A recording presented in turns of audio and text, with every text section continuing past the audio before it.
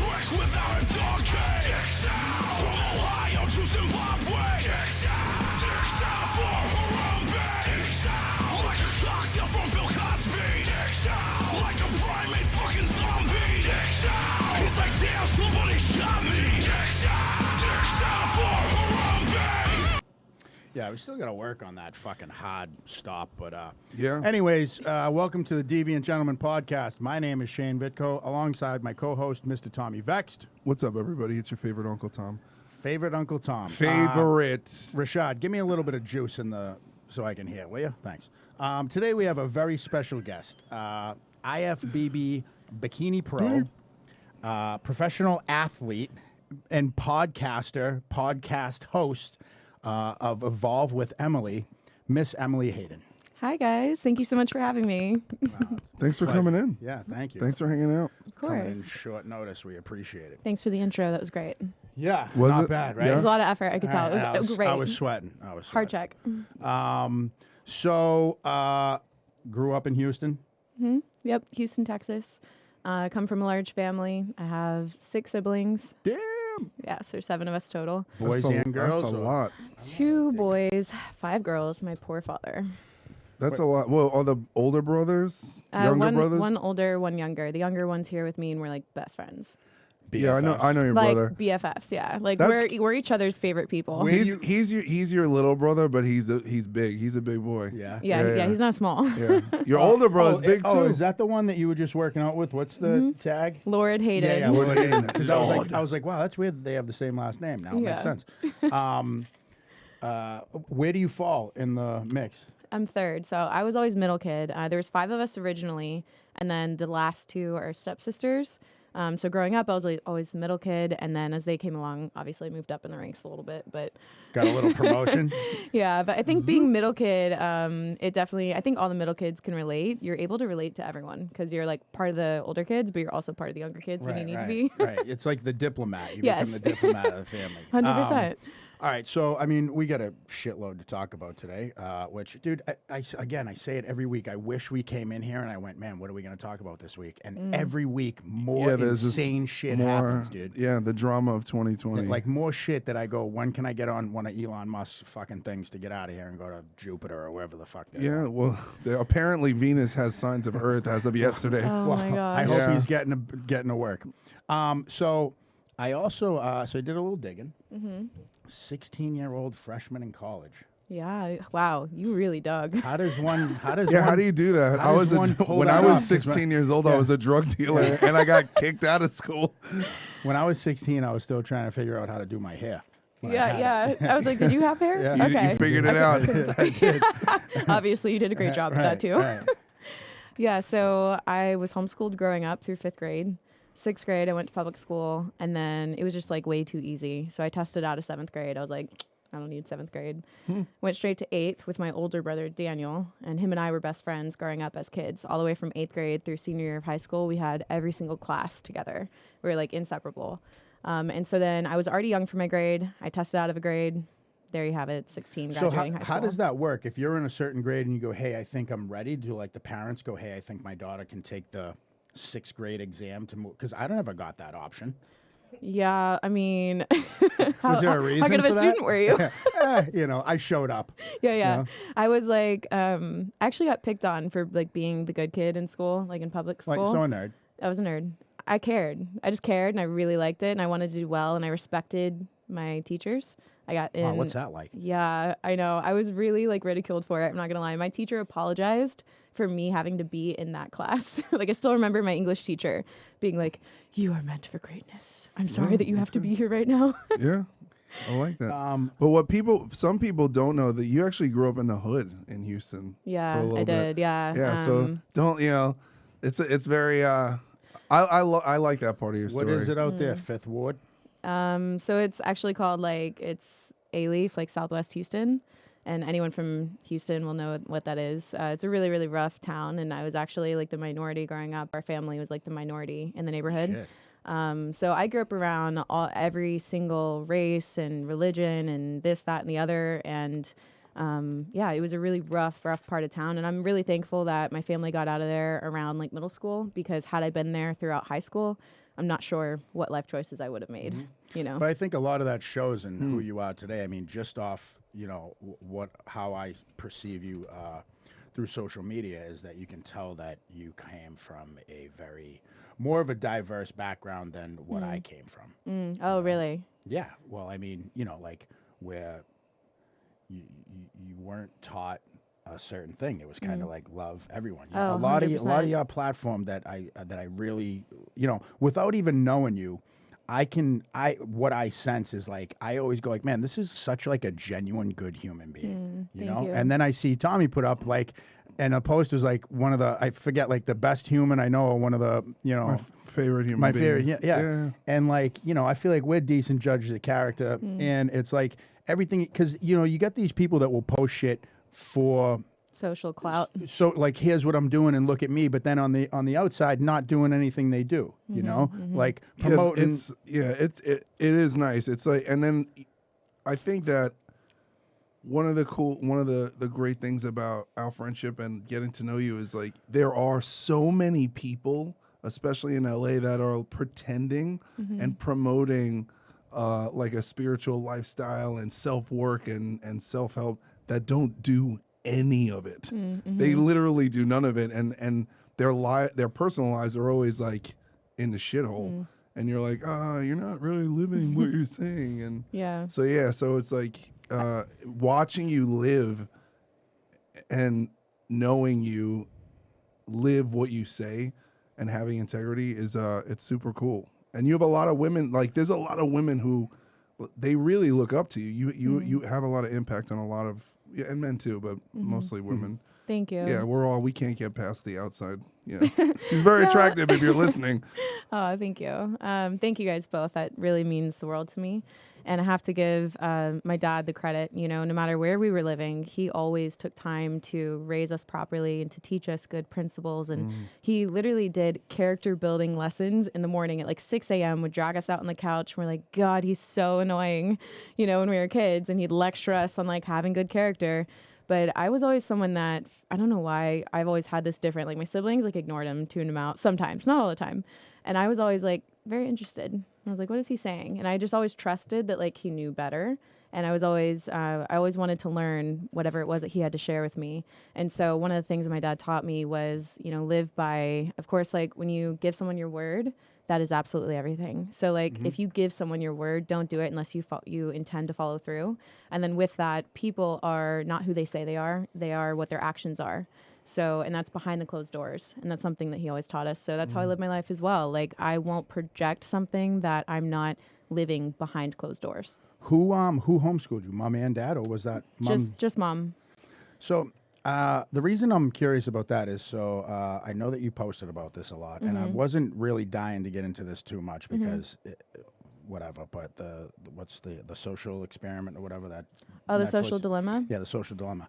But the thing that, because when I was talking to Kat about this, is like if I had kids, I really think that I would probably do the same thing and homeschool to at least 5th grade, if not until a high school situation, because there's just so much going on and how fucking the phones and social media and how the suicide rate like it's up a gazillion or some crazy fucking. Did you watch that? Yeah, Okay. I mean, I honestly fell asleep a few times because it is fucking very monotone. You know, I feel like they could have put a bad. You know what? I didn't everybody's have that telling- experience I when I didn't watched see it. it, I yeah. had to pause it They because could I have wasn't put like a breathing. Bad Wolves, you know, just like To, 2 like, keep minutes you- in the minute, like in the middle to go like, oh Throw a fuck, all right. breakdown in there, wake everybody Yeah, up. All right, exactly. everybody. No, So- it was hitting me so hard. I literally had to pause it and just remind myself to breathe because I was like shallow breathing. Like, so it bothered me on a different level because of the truth that it carries. And what you were saying is that they monitored the rates of suicide in women, especially women from ages like 10 to 14. And they skyrocketed since social media has really taken off. And then even, you know, just as bad is the self-harm in women or girls from 10 to 14 and then on to 18. The 10 to 14 range increased 151%. And I personally have younger women in my life that I love and care about that fall into that 10 to 14 range. And those were the children that ended up in the hospital because of self-harm. And I know girls that have gone through that. And so that breaks my fucking heart to know that these little girls are doing that because of things like not feeling worthy enough or comparing themselves to all these Instagram filters. Surgeons literally have this new term called like the Snapchat Right. something, Right. the Snapchat. Because they want to come in and look like the Snapchat filter. Like, Yes. make me look like this. Literally, Yeah, it's I mean, it's a I mean, you know, it's Snapchat and these things have been doing predictive programming. It makes Yeah. me paranoid about COVID, because if you think about Snapchat, they've been putting masks on people for 3 years. They've been like preemptively programming people to be like, "Oh, look, my mask!" Like, "Oh, like," and to identify with having your fucking muzzle on. I tell you what, Yeah. it's impacted me too. Like I am strong. I know who I am. I'm confident in who I am. But I've found myself before not wanting to post without a filter. And like I never used to do that. I never used to care. I would just post if I felt like posting. And now like I feel that I'm not pretty enough to post this. Well, wait till you get into your late 30s. No, I'm just saying like in a real way, I've felt the effect of that. And like what I have to do in those times is I just have to take time away from it and take, breaks from it and just stop looking at all of these things that make me feel less than. Yeah, a lot of people who are out, we don't. That's the other thing too, is like we don't teach kids that social media is largely fake. Like what I was saying God. about you living by your integrity. Most people on social media, it's just a highlight reel. Like, you know, you see couples, you don't see them fighting on social media. Nobody Yeah. ever takes pictures when they're sad. I told You Kat I know? wanted to do that because, like, Yeah. I feel like some people like think that we're not really that happy, and we are. And sometimes, like, when I get pissed off, I'm like, hey, we should record this too, just so they know that that still happens in any relationship. But how are you working through that? And I feel, and that's the thing is like, What's how much? But this is the other question of like, how much of our lives are we like? Because I get it. I expose a lot of my life, on social media to my fans. But these are I have a relationship with them where it's, I'm not selling them fit tea. Like they listen to my music and my songs are about my life and and there's a lot of work that goes into it, and it's a complete collaborative effect with all these other people, and it's art. And so I don't know if that changes it. And there are some people who are just like, I look like this, like, so you should do this. And there's like my favorite are like the people on steroids who are like, I'm natural, and I'm like, Yeah, right. some of my friends are gonna be mad at me right now. They're like, I mean, why you gotta put us under the bus, Tommy? It's one thing to do it, it's your personal choice, but it's another thing to promote something that you're not. That's where I have a problem with it. Yeah, I don't care just what be people real. do, but just be real about it. Either don't talk about it, don't address it, or be honest. that's why I stopped promoting the shake weight because I wasn't using it as much as I was pretending to be. The Thigh Master though. Yeah, right. Those still forearms solid. didn't come from nowhere. Fucking A.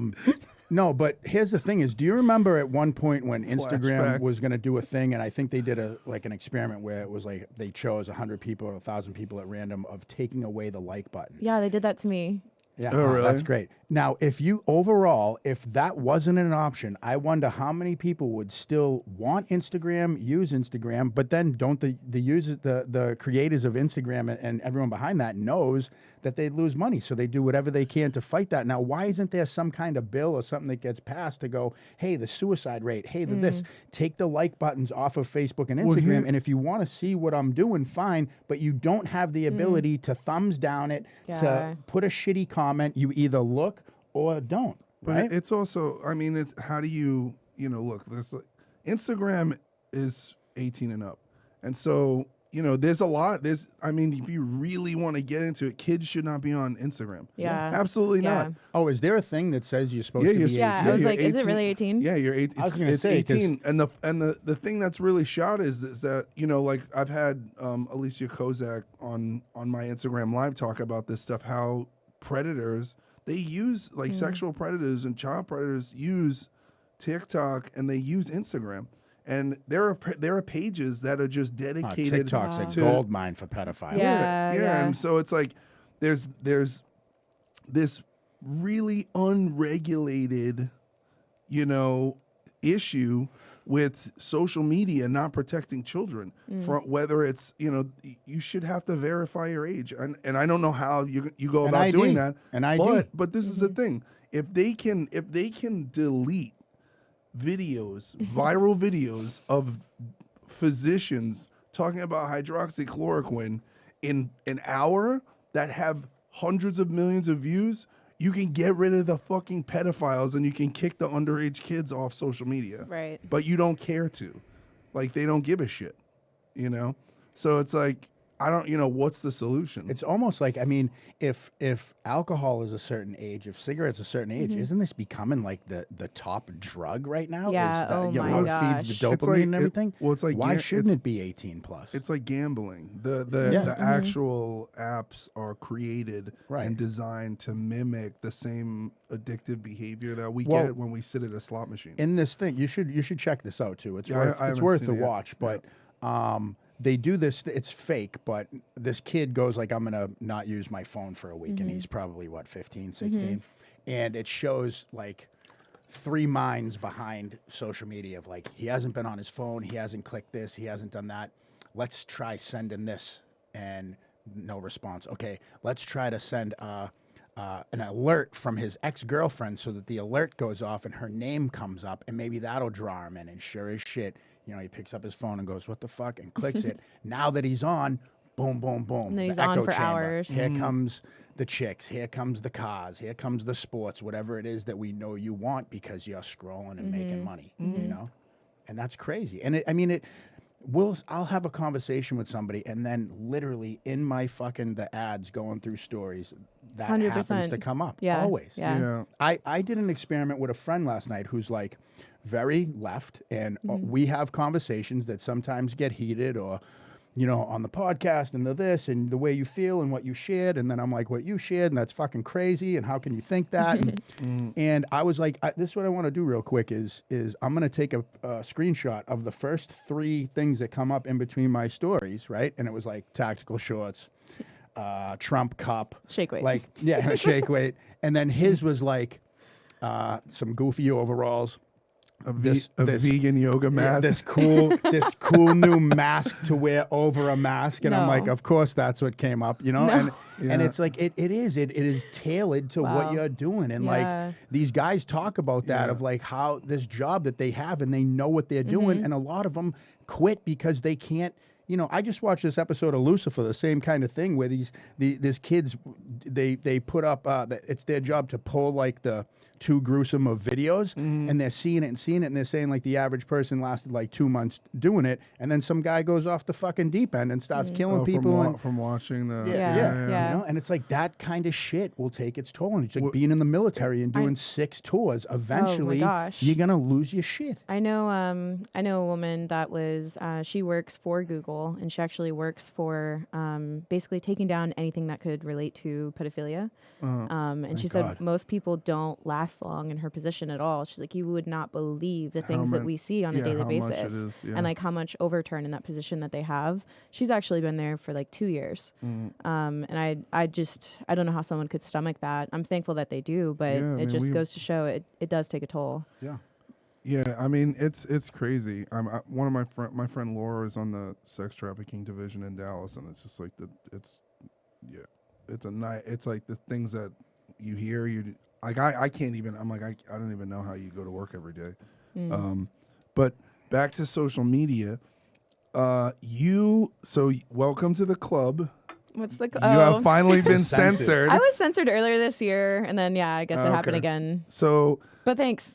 How is it here? So yeah. So Good to see you. how are, Welcome to how the are your dark side. neighbors? We're good. We're good. good. We're good. This podcast is censored. Yeah. And yeah. Oh. We are flagged as controversial. The podcast itself, like on iTunes. No, on YouTube and on Instagram and Facebook. Like you have to, just like, how you put the thing up about you have to type in my Yes. full name, which I think that depends. Or maybe it's because you're someone that's like current in my thing, because I just start and you Yeah. automatically come up. But Yeah.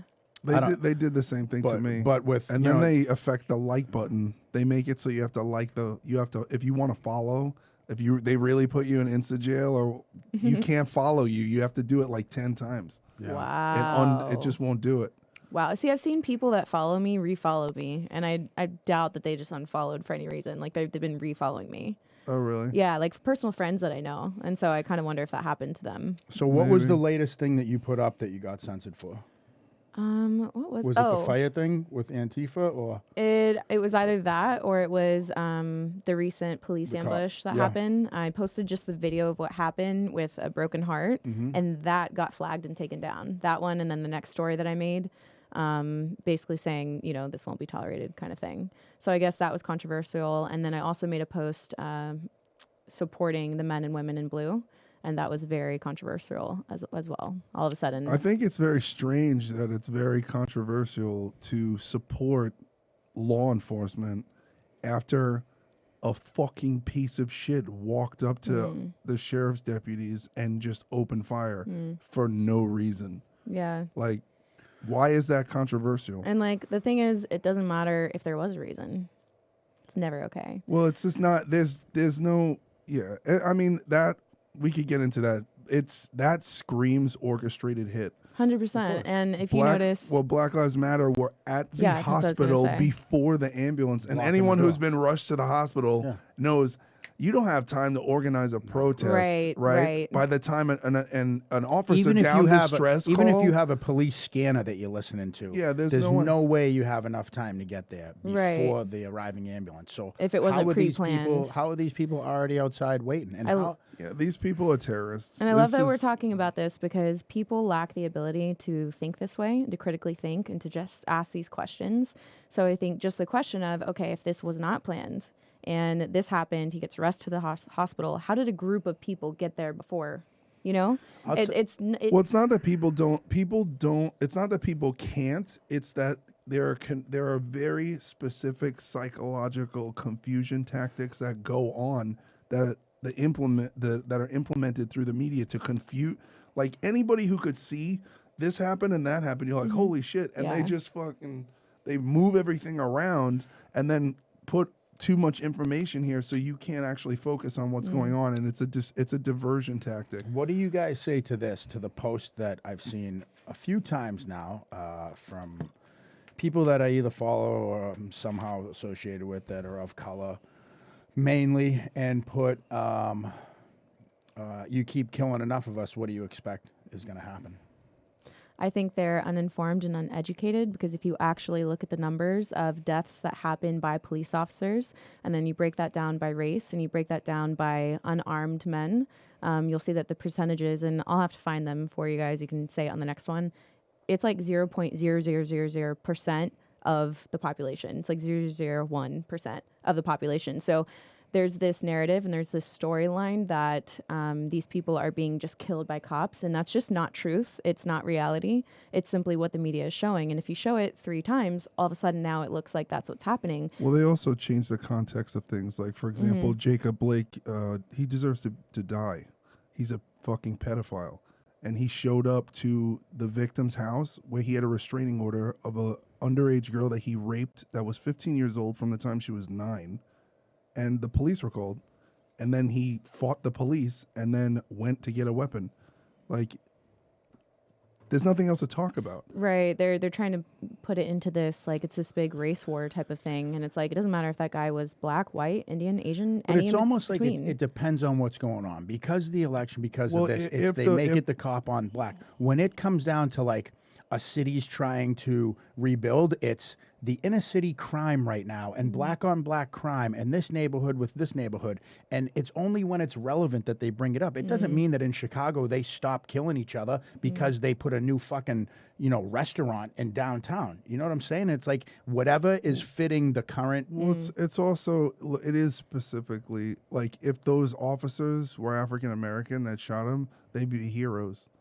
That's the problem. Wow. There's no conversation. That's it. Done.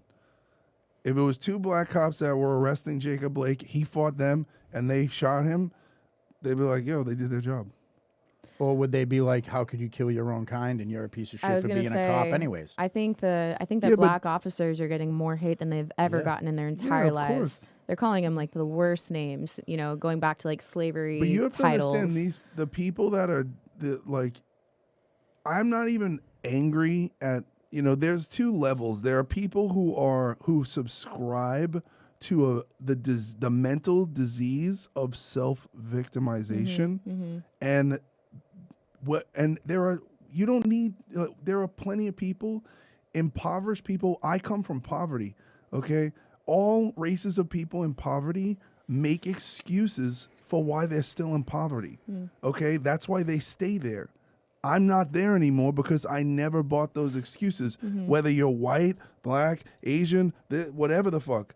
You know what I mean? And to me, that continuing, that's being exploited. And who's exploiting that? It's the Democrats consistently over time prove they have no basis in morality, they have no basis in reality, and they don't give a shit who they use and how far they have to go. And Black Lives Matter is a Trojan horse. It comes in as something everyone's like, yes, this is even the name of it. Like, obviously, yes. But to be honest with you, I'm going to be real. Like, the Republicans are fucking pussies. Like, all the conservatives, you're out here, you're crying online. No, you can say that, but to me, I'm like, it took a 17-year-old kid in Kenosha, Wisconsin. A 17-year-old kid has more balls than an entire fucking cabinet and entire fucking, political party of people to stand up and protect their neighborhood and do what was necessary. Like, again, doesn't anybody think that it's weird that like Antifa, they get arrested, they turn out to be pedophiles. Oh, fucking one guy was a wife beater, the other guy was fucking kids, and yelling nigger. I'm like, you're at a Black Lives Matter rally, you're white with blue eyes, and you're screaming the N-word. You're not for this cause, and that's what people need to understand. This is fucking bullshit. These are criminals who are paid by a company to falsely show up that's supposed to represent some fucking something that is, yes, something that is virtuous. So they're using the virtue of fighting against systemic racism and racism to create anarchy and chaos. I don't think that conservatives lack balls. I think that a lot of them, maybe some of them, I don't think I would label it to just one group or one party. I think there's plenty of people that lack balls altogether. I'm saying, I say this for a reason because I know who's watching, and it's like if you're watching and you're in your neighborhood and you're okay with this, you're a fucking pussy, and I have no fucking respect for you. Do you understand me? Do you hear that, Emily? Do you understand? Of course. All right. Anyway. I know that. Yeah. It's going to get heat on this episode. I think that there's a lot that are waiting for the right time, and when the time is right, and when it is in their neighborhood, when they do need to protect, they're going to stand up, and they're waiting because, one thing that you learn when you start with firearms, right, is they're like, do not put your finger on that trigger unless you're ready to take a life. Sure. And I think that's that's the kind of respect that people have for protecting in a real way and going for something like protecting themselves with guns or whatever. Like they're waiting for that moment. Because for me, I always say this. But how long is it going to be? I know. Have now how many people got, you have Obama and CNN and all these fucking clowns talking about the fucking climate fires. I'm like, what about all these fucking people who are being arrested with gas canisters who are lighting fires holding Antifa flags? I'm like, what is this, a fucking What do we live in an imaginary universe? Like, it's crazy too. As someone who, we're on very opposite ends of the spectrum in what we believe. I posted something about the fires, and originally I posted about it being arson, but it wasn't confirmed through multiple media outlets. I had a personal connect that had arsons in custody, shit. And so I was like, you know what? I'm getting too much hate. I deleted it. I'm like, I'll just sit on this. Give it 3 days. 3 days later, all these articles are out, and I'm like, yes. So then I post the actual articles, and his argument coming at me was, well, doesn't California always have fires every year? And I'm like, you're not addressing the fact that we what's this person's name? No. Yo, you're a fucking pussy, and I'll slap you. Period. Well, what I want to know is how the fire stopped at the Canadian border. Right. Why can't they're gonna take away? They're gonna kick me off this fucking podcast today. Why can't Antifa operate in Canada, or they just choose not to? There's no Canadian faction. You know what? I don't actually know. Well, there were the fire stop at the Canadian border. That's fucking amazing. Well, amazing. People will say that that the ground is wetter there. Yeah, it is. It is. I've heard that. Yeah. The ground is wetter. Leave me alone. Let's switch gears for a minute. Tell me a little bit about how did Evolve with Emily start? It started, let's go there. It Switch gears. started in a season of my life that I knew I was about to enter. I knew that I had a really big decision in my life to make. I was either going to continue living the way that I had always lived my life. Which was? Just, Deep breath. yeah. Okay, so I'll just tell you, essentially the big decision I was having to make was I was deciding whether or not to get divorced. And I knew that I could live in that for the rest of my life and continue living life that way, always feeling a little unfulfilled, always knowing that it wasn't the right path for me, or I could leave everything that I knew behind, which was you never get a divorce no matter what. You know, and like all of these other things that were holding me back from, like, it's like I knew that I was meant to go down this way, but where I was at in my life was keeping me stuck over here. And I knew that I had to make that decision. So I had to make the decision to embrace change and being uncomfortable and being hated by many. I was a YouTuber at the time, and so I had to go through that divorce online. And that was the most hated that I've ever been in my life. People hated me for it because I didn't open up about why. I kept that private between me and him. And so people, when you don't give them a reason, they assume the worst. Yeah, well, it's none of your fucking business. How about Yeah, that? but that's another thing of like, where do we came into this fucking situation where people think they're entitled. Like our parents' generation, like, oh yeah, you know, Bill and Sue are getting a divorce. Like, oh, they are. Like, Right. yeah. And then you're And like, cool. Here's the thing, looking back, would I have handled it differently now, knowing what I know now? Yeah, but like I was a little bit younger. Well, what do you mean by that? I just mean I probably would have come out and said something a little bit more, or maybe even Okay. would have done a And video how with old him. were you at the time? I mean, I think I was 25. Okay. So, but like I grow exponentially every single year. I make sure of it. Like, so Evolve, which is actually my tattoo, it came at that point where I was like, I'm going to have to evolve. I'm going to have to grow, change, and adapt. I'm going to have to learn new mindsets in all of this. So I go down this path. I do that. I'm hated. I'm alone. I'm going after my dream, which is competing. Basically like pushing myself to the extreme in every type of way. And that really uncomfortable season for me, that season of being alone, that season of being hated, that season of having to kind of relearn a lot of things that I had been taught growing up. It made me into who I am now. And now I've always like my lifestyle is evolving. So every single day I push myself to become a better version of myself, and every single way, like mind, body, and soul, I'm hungry for it, you know, like I get hungry for the next thing, because I fully believe that if there is still a heartbeat in your chest and there's air in your lungs, that you are meant to pursue your fullest potential. And if you're not doing that, you're literally just waiting to die. I feel like that's what a lot of people miss, is that hunger. Like, let's say, like, I know I lost it. Like, I played hockey, and that was my goal, and I'm going to play hockey. And I really believed that I was going to play in the NHL or something of that equivalent, because I was good. And when that dream died because of my behaviors off the ice and on the ice, I lost that hunger. I'm like, I don't want to be a fucking veterinarian. I don't know what that's it. That was the only thing I aspired to be. Fuck it. I give up. So to dig deep and find that hunger again, I think that takes balls. You know, like Tommy said last episode, I think somebody with that's authentic is a hero.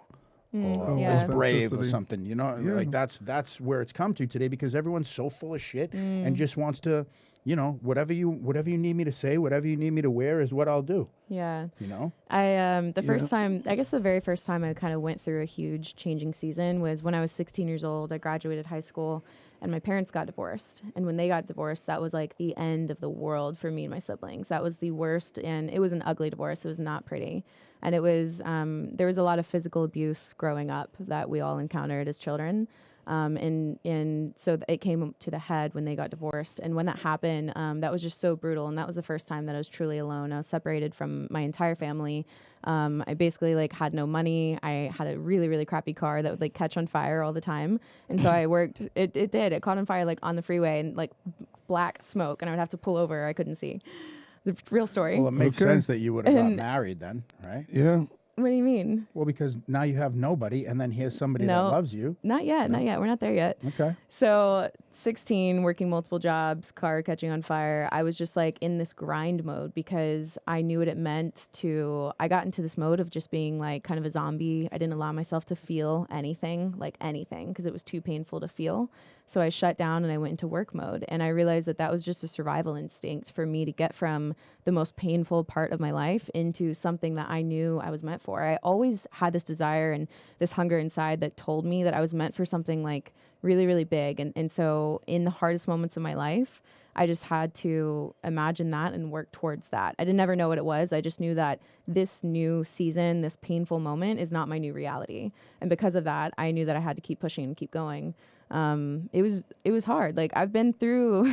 And then competing became the thing that you started to chase. Yeah. What triggered that? I got really into weightlifting, and then I achieved all the goals that I set in the gym. Random things. I would go in the gym and work so hard. People would be like, "Hey, I just got to ask you, like, what are you training for?" I'd be like, "Life, motherfucker." Like, what are you working out today? I'm like, the 6th grade. Like, holy shit. So I achieved all the goals, like highest box jump, stuff like that. And then someone was like, "Hey, you should consider competing." And it wasn't really a thing in the town that I was in. And so I was like, oh, I'll just do it once and see how it goes. And then I did it once and I like absolutely fell in love. 14 shows later, 7 national shows later, earned my pro status. And now I compete in the IFBB, which is the most prestigious form of competing.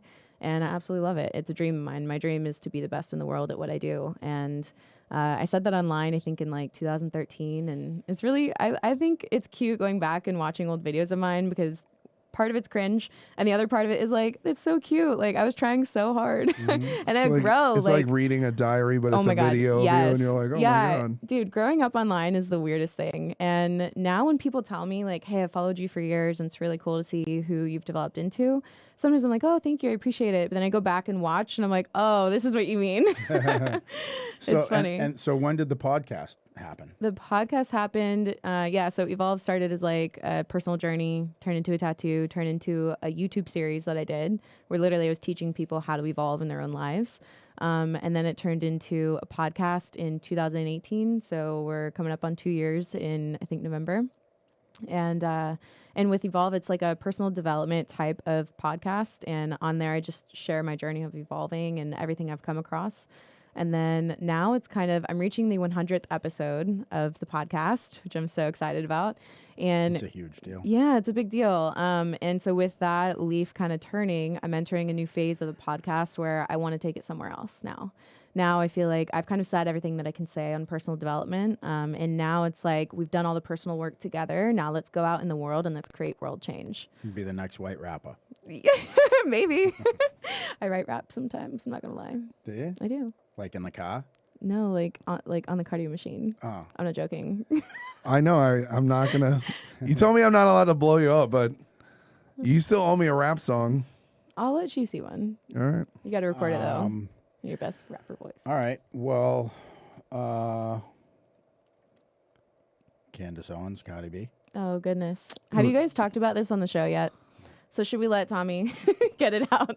Yeah, so we'll give Tommy 5 minutes and then we'll come in. Yeah, right. No, we're going to have to edit out half the shit I already said. I'm just like, oh, God. I'm like on one. I want to. I'm on pre-workout and I'm like looking for a fight. I can tell. I'll tell you what because again, look at man, I am not the fucking, you did not come to this podcast to hear about that I'm bringing you here because I know a lot of political shit. I don't. But here's the thing. So I've been paying attention a little bit to this shit, and then I watched the latest Candace Owens video, and I thought it was informative about how like it suddenly becomes okay for Black, Hispanic, whatever, to make racial comments, and like it gets okay, well, since a couple people were killed and stuff, it's allowed to. Anyways, I found it interesting, right? I think Cardi B is a fucking talentless human being. We need to label that. It's called reverse racism. Yeah, reverse racism. Reverse racism is when again, I'm not the brains of the Thank operation. you, dictionary. Yeah. No, I'm just saying. But I hold we've talked about this, like how the muting and the white privilege comments and the you're a racist. Right. But then you can, say some shit and it's like, oh well, he was black, don't say anything. Right. So but here's the thing is I shared that after, right? Because and then I had someone message me and go like, hey, it's funny that you would share that and blah, blah, blah. And I'm thinking like, what? And then like, ultimately I took it down and here's why. because I feel like I don't think it's my job to push something like that. I can look at something like that and find it interesting, and then that's it. Like, it's just, it meant something to me. I don't think it's on me to now put it up and go, hey, also look at this. And on the flip side of that, I think they're both kind of, in a way, doing this, like, promoting shit, you know, like they don't really give a fuck. They're both doing it to be like, look at me and what I believe in. No, look at me and what I believe in. And then 2 minutes later, she's making a fucking hat out of a Louis Vuitton bag, this dope over here. And then this one over here is like talking about what fits her narrative and her followers, you know? And it's like the both of them are fucking chuckleheads. And someone pointed that out to me. And it was a valid thing. So again, I will have conversations with people, and when you can show me something that's valid, I'm a rational human being today, and cool, right? Well, the only way to like take things that serious is like if the person's not selling anything, you know. So who do you listen to? Right. Who do you listen to? You know, Cardi B is getting like Joe Biden doesn't know who Cardi B is. Yeah. Like she can't. First of all. She can't even. He doesn't have WAP for a ringtone? She's illiterate. You know what I mean? Like, you he doesn't imagine? know what's going on. But that's what I'm saying. They had to Biden's get phone the rings. only It's like, person. wop, wop, Yeah. wop, Yeah. hello. Like, they had to get the only person who is like worse at reading and speaking than Sleepy Joe. You know, and it's just it's obviously, you know, and the thing that I fucking hate the most about the Democrats is the race baiting and this assumption that all people of color are supposed to fall in line with the party that created the KKK and fought for slavery, and they just switched. I'm like, when was the switch? I was like, when Obama was president, that's it, and he's not the president anymore. Right back to the fucking same bullshit. And then, go ahead. No. What I was going to say is a completely different thing, and I don't want to get off topic yet. Okay, so I'll speak on this now. Go ahead. You got 30 seconds. Guess. Yeah. Oh, God. Has anybody ever called you like racist for sharing your views or anything? Oh my gosh, all Yeah. the time online. The second that I posted anything about this whole situation, but then especially with supporting the police, all of a sudden that makes me a white supremacist, a white privilege, and a racist. Can I ask you a question? Can you, and so this is for you guys, can you be a white supremacist racist and date a person of color? You're calling me out right now. I feel pretty called out. I mean, Well, I just think it's ironic because I know you Yeah. were getting a lot of heat and Okay. people were criticizing you for speaking your mind and trying to silence you with the term racism, and you were dating a black guy. Yeah. That's and, weird to me. And here's the thing. I really love my private life now, so I keep my personal life private. And so, but I had nothing to prove to them, you know, with me and that person, I would be like, I literally just got called a racist, and they would look at it and be like, okay, sick, bro, you know? And, it's one of those things that I think when you speak on something, you have to know you're going to get hate on all levels. What I've had to really do, because I am a person that like, I really care about people, like a lot.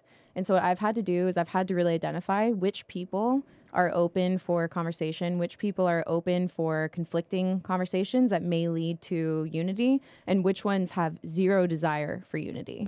And Do you believe in deleting the people who have zero desire for unity? Because I'm a big deleter. And then people it depends step on the out of level. line. Sometimes I won't, because I'm like, you know what, I'm not going to block them. Eventually they'll probably come back. And it's not that I care that they come back. I don't give a shit about my following as far as like the number itself. I care about the people attached to it. I care about the them. quality. And I quality care, over quantity. yeah, and I care about speaking the truth. Like, I am a lover of truth. I want to know what's true, and I want to share that. And if I know what's true, I can't not share it. And if I feel that, I have to speak on It's it. freedom. Yeah. And the Again- truth is freedom. It's Again, I think that, like we said in the beginning, that everything that I see about you, that I know about you through Tommy, through Instagram, through meeting you, is love and compassion. Like, I really feel like you are a genuine human being that comes from that place. But then also, like you stated, like, you know, it's coming to that point where, like, Yeah, I so also can shoot a fucking gun. exactly. Here's the thing. Love and kindness and peace and unity and all of those things does not mean weakness. And it does not mean that you won't stand your ground. And it does not mean that you won't do what you need to do to protect yourself and those that you love. Because I am a protector at heart. I won't go looking for trouble. I won't go create trouble. But if something occurs, I will handle it. I want to go back to the Cardi B situation real quick because Jump in. here's what I saw. You got 3 minutes. Let it rip. Okay, I also shared Candace's video, and then I deleted it. And here's why I did. Initially, when I saw it, everyone was talking about the drama, big drama, go look at it. So I'm like, okay, so I'm not one for drama, but I start looking at it. I'm like, this is pretty funny. Like, good drama. Yeah, The dinosaur was the best one. yeah, oh man. So like I started laughing. I was, this is pretty funny. And so I saw Candace's video and I was like, damn, good for her. Cause she's like, this is my ground. Like you're on my ground right now politically. Right. And she's correct. And so I thought it was cool. I shared it. And then I went and I didn't realize it was in response to Cardi B's video. And when I watched Cardi B's video, I got upset for a few different reasons. Number one, it does not matter how W her WAP is or how confident she is. That girl has weaknesses. That girl has insecurities. And for Candace Owens to call her out. And STDs. Stop it. For Candace Owens to call her out for being illiterate and to harp on that so much and to make her feel stupid. Less than. It's fucked up. I don't care who you are. And I actually here's the thing. I hold both of them to a higher standard because of their place in society. And what I saw was a moment and an opportunity for unity. And I saw two very strong women, leaders in their own types of ways, create more division. Candace should have been the one to say, I do have this knowledge. I got you. Let me show you what it's about. Yeah, but hold on, let me finish. Right. She should have done that, instead of making her feel stupid, kind of like kicking her when she's down. Everybody knows that Cardi B's education is not the highest, to say the least. But Cardi B's also a bully, like Chrissy Teigen. Agree. So listen to this, and then I hear Cardi B call out Candace for being married to a white guy, and I was when I heard that, it like happened so quick, and I was so disheartened. I was like, really, man, you're gonna be racist about that? And in my mind, I was like, how could she say that? And then she follows it up with, well, I wouldn't know because I've never been with a white guy. So now I want to talk about that because it comes from a place of ignorance. It comes from not having had the experience of being with a white guy, right? Like and so, hold on. And so I had in my head, I was like, I understand now. I can have compassion for why Cardi B would say that. Growing up, what is the language that you hear? Once you go black, you never go back. All these jokes, all of these things that honestly, as a white female, makes you feel like you shouldn't be with a black guy. That's all the commentary that happens when you're younger and growing up. Even in a very diverse neighborhood. This is not white kid to white kid. This is like all the races, right? And so I remember from my own personal experience of being with a black guy, I did have it in my head that it would be this different kind of experience. And what I realized was that, and I already knew this, I've never seen anyone different for the color of their skin. But truthfully, like that does not make you who you are. Who you are comes from deep inside. It's your soul, it's your spirit. And truthfully, it's not what you look like on the outside. So because Cardi B has never been with a white man, she doesn't know. It's not different than a black man. It's just who you are inside. I would go as far to say as Cardi B has never actually been with a man. She's been with a bunch of like piece of shit boy, drug dealer, clown rappers. And she's also not black. She's Dominican. She's But I Latino. feel like what you said is like, do better, man. You Yeah. have 75 million people. First of all, how many of those are white? How many of your fans that buy and support you are white? Yeah, but And we interracial couples. But the music industry exalts idiot puppets. She's not where she is because she's that good. And hip hop has slowly degenerated over decades. Dude, have you seen that video? I can't even believe that that's an actual song. Yeah. But this is It's what we're fucking but bananas. Pop music and hip hop bad. have degenerated from every decade. It goes the reading the education level slides back, and it's like it's almost there are rappers who have like a kindergarten verbiage vocabulary. I can't even talk. What happened to the good old days with just a puffy jacket and a pair of big jeans just Well, I standing mean, in front look, of the projects? I grew up with Fucking I grew up with Nas and Wu-Tang Yeah. and Biggie Smalls and I grew up in Brooklyn, and it was like you had to, Big Pun and Fat Joe, you took pride, Rakim, KRS-One, you had to take pride in what you were saying, and you were telling proletariat stories of what it was like to be in the underserved community. And now it's just like, and they know. The labels know, and they know that the widest audience is white, and they're selling a cartoon version of black culture to white people to make money. But I also feel like Cardi B wouldn't have done anything like this in the beginning, right? With just one song out. Once you reach a platform and you get so much money, I think people like that start to go, what do I give a fuck? I already got your money. You do what your handlers tell you. I was just going to say, so this also really upset me, and I had compassion for Cardi B in this moment because she said, it doesn't matter how much money I make, I'm still not free. And the way she said it, like that's how she lives her life. Like she doesn't feel free, and like that's upsetting to me. So here with that entire situation, Malibu Hills. Because why? Because she's a slave to a leftist industrial right, but like complex. imagine having everything, quote unquote, and feeling enslaved or feeling not free. But you know what makes you free? Like you talked about before. Yeah. I'm responsible for my freedom. Yeah. Whether I'm in 100%. prison, no matter where I'm at, I'm responsible for my freedom. That's the thing is I recognized her victim mentality, and I'm like, damn it. And but like, the truth I wish is that what makes you free. Agreed. But exactly. And I wish that in moments like this, monumental moments, like we are in history books right now in the writing, right? I wish that women that are huge in their own respective fields would seek to create unity, not more division. And that's what's upsetting to me is people everywhere they just go back and forth, not seeking to create unity, which is what we need. Well, I mean, it's a nice sentiment, but I think the time, like you kind of posted, the time is come. And everyone's gonna have to fucking pick a side. I agree. And it's unfortunate because it shouldn't be like this. And I don't know, in order for the American citizenry to come back together, we would have to have a mass overhauling. I mean, you would have to disassemble the entire I think it's more simple media. than that. I think it's every person taking personal responsibility to say everything that I put out should create more unity, more peace, more togetherness. Sure, but you have to understand is like you're dealing with people who are not evolved. And that's one thing that people who continuously work on themselves get to a certain point, and then you don't understand why people aren't getting it, and it's because you're showing up to the construction site and you have all the tools. You got an air hammer, you got a crane, you got this, you got that. These people are showing up and they don't even have a bologna sandwich. They don't know how to fucking pour a foundation. They don't know how to build anything. And they see your house. We could go on and they forever. Want, He's like, and they want We got your 1 house. minute left. We got 1 minute left. We got a hard wrap today. We could go on for hours. There were a couple questions. We got 50 seconds real quick. Will there be any plans for another Evolve retreat? 100%. Yeah. Okay. Next year, not this year. I had to cancel it. And the other one, dad bod or nah? Hell no. Hell no to a dad bod. Okay. There Sorry. you have Being it, a folks. professional athlete, I have a higher standard. Right. I get it. Fuck, I gotta go to the gym. All right, guys. Oh, is that your question? No. Where can they find you? At Emily Hayden on Instagram, Evolve with Emily on podcast, and then Emily Hayden on YouTube. All right, perfect.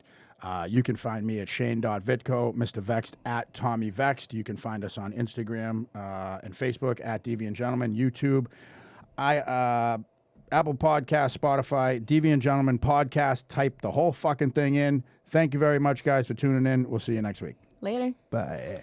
He's like Shrek without a dog.